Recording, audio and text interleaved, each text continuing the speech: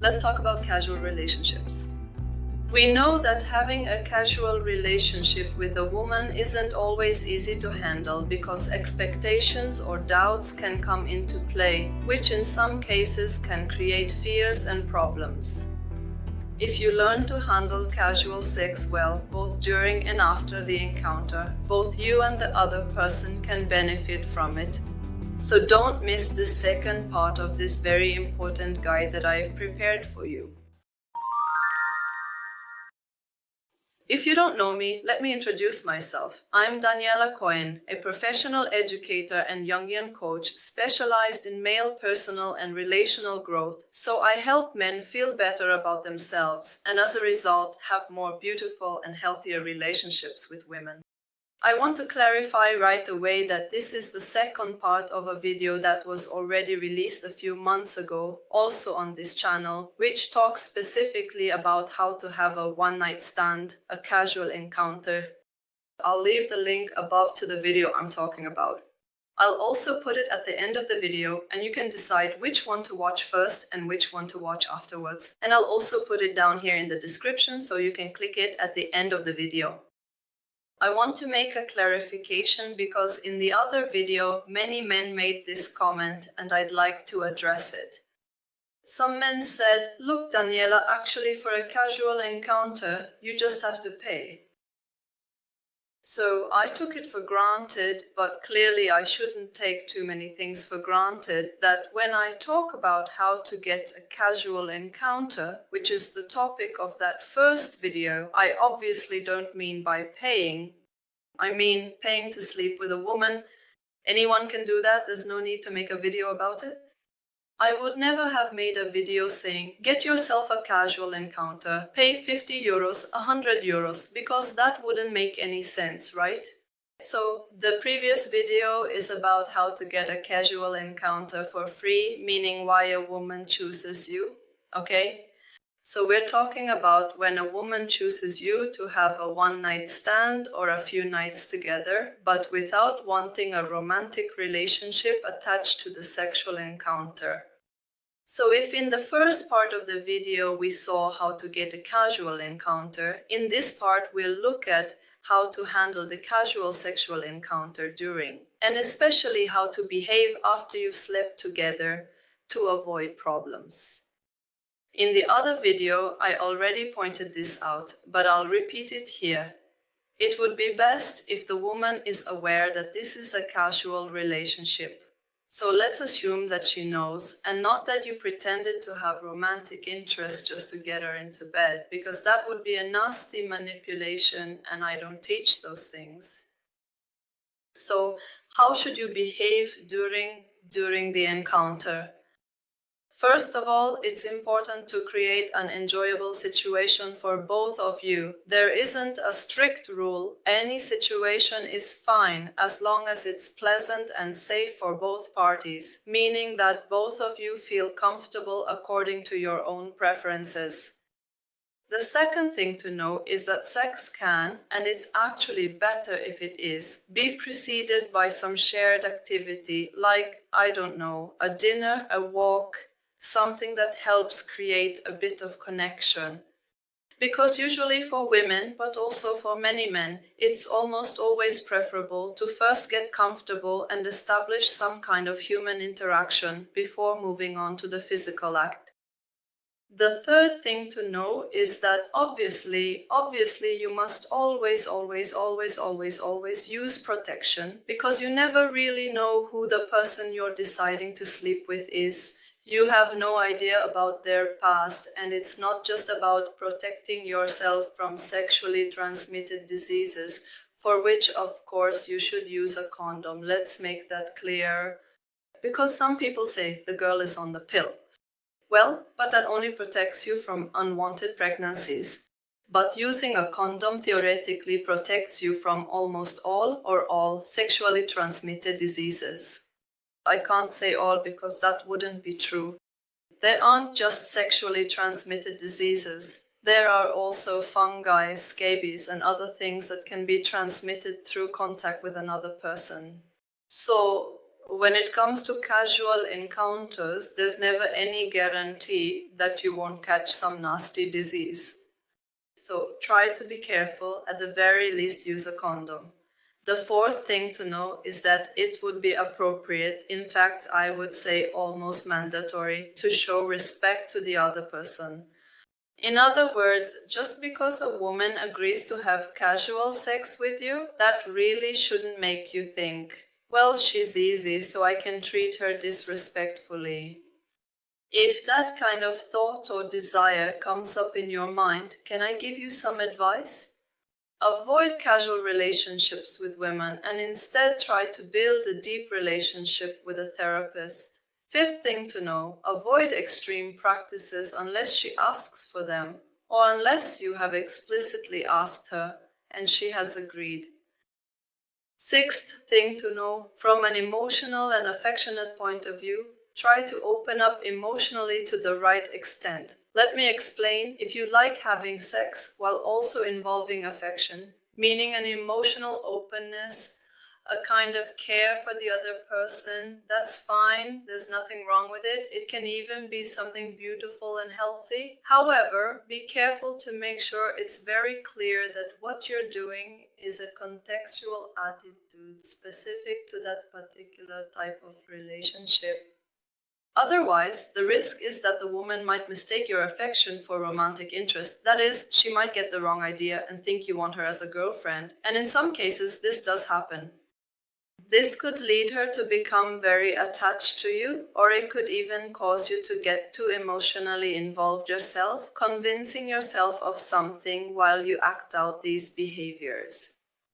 This also happens, that is, a man or woman, by behaving affectionately within a sexual relationship, can get so emotionally involved that they end up believing they're in love, even when that's not actually the case. In and of itself, maybe it's not a bad thing. In other words, it happens in many cases and, well, it can be fine. But the big risk is that feelings only develop on one side, meaning she falls in love and you don't, or vice versa, and this could cause problems. And finally, the seventh thing is to have fun. In other words, try to spend some carefree time, both you and her. And if you both agree, consider whether you might want to repeat the experience. Now let's move on to the third phase. To recap, the first phase is how to arrange a casual encounter, which I discussed in the other video. The second phase, which we just talked about, is how to handle things during the encounter. And the third is how to behave afterwards. The first thing to do, show that you enjoyed the experience you shared. If you actually did enjoy it, and I hope you did. So keep a kind of human connection even after sex. If possible, try to stay in touch with this woman. Maybe reach out even the next day, because even though it's not mandatory, of course, it's usually preferable for the woman. This way, by getting in touch, you help her avoid feeling like she was just used for sex. Not that the reality is any different, right? Because in fact, that's exactly what happened, and she used you too, so don't feel guilty. However, keeping things civil afterwards, unless something bad happened, is advisable in my opinion. And let me clarify that using each other for casual sex is absolutely not wrong, as long as both people know what they're doing and no one is manipulating or deceiving the other for their own personal gain. The second thing to do afterwards is that if you want to see her again just for fun, consider, possibly together with her, how often you want to do it. That is, my usual advice is to meet up once a month or every 2 months to avoid getting bored with each other too quickly. You should know that with casual sex, there is a very high risk that the other person, in this case the woman, will get bored very quickly, maybe after 3 or 4 times you've slept together, because her brain is usually wired either to look for something more stable or to seek out emotions and attention. And so it's easy that having you readily available, if you see each other often, once a week, twice a week, or just frequently, she might start to take you for granted and you may no longer seem particularly interesting or exciting to her. The third thing to know is that if she doesn't want to see you again after the first time you slept together, there are three possibilities. The first is that she got emotionally involved. Maybe she thought, I'd like to continue or get to know this man better, and so maybe she thought, I'll detach myself so I don't feel bad since he just wants to have fun. This is the first option. The second is that, quite simply, she didn't enjoy it, so maybe that's why she distanced herself. And the third is that she might have other options as well, that you're not the only one. She's seeing other men too, and she prefers to keep things varied. The fourth thing to know is that if she starts showing signs of romantic interest, like maybe she reaches out to you often, shares sweet things with you, calls you, asks to see you again and do things together, and you're not interested in having a relationship, my advice is to immediately cut things off clearly by telling her you don't want any further involvement. Because if you end it right away, instead of continuing to benefit from more workout sessions, in my opinion, that's a noble gesture that a man should make. A woman should do the same if the roles were reversed. And obviously, this is meant to protect the peace of mind of the woman, in this case, as well as your own. Continuing to sleep with her, if she is emotionally involved, could cause her emotional harm and, if she happens to be unstable, could also cause harm to you. You wouldn't be the first or the last to be stalked or even attacked by women who have built up fantasies in their heads and then lost it because the man broke up with them. So the sooner you tell her, the sooner you avoid problems like these. And the fifth thing to know, connected to what I just said, is that, as I already explained in the first video, and I'll repeat it here as well, because I want to make it even clearer, to avoid the problems I just mentioned, it would be smart and sensible to clearly state your position beforehand. If you're sharp, you could even write it to her in a message. Maybe while you're chatting on WhatsApp or something, you can just tell her. That way there's a record of it, because she could one day accuse you and say, oh, I didn't realize you just wanted to have fun without any commitment, you weren't clear. So be clear, not just verbally, but if necessary, write it down. Do you agree that this is just a no strings attached relationship? I want to reiterate that blah blah blah. Hopefully she'll say yes, and in that case, at least you can protect yourself. Not legally, of course, but if one day she tries to hold something against you, you can say, look, I wrote it here, it's written down. And so, at the very least, you can justify leaving without feeling guilty. Because after all, it would truly be best to avoid feeling guilty. Anyway, if you want to learn more about the world of sex, about what women want, and about how to behave from A to Z in the sexual sphere, whether you're a beginner or an expert, I recommend my course Classroom Sex, one of the most popular courses that talks only about sex from A to Z. I'll leave the link to the course below down here in the description, and I'll also give you a small discount code because you are a loyal follower of the channel.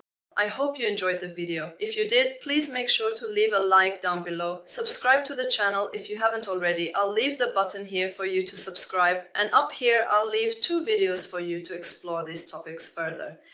This is the first part I mentioned at the beginning of this video about how to get casual sex, and this one here explains whether you attract women sexually or not.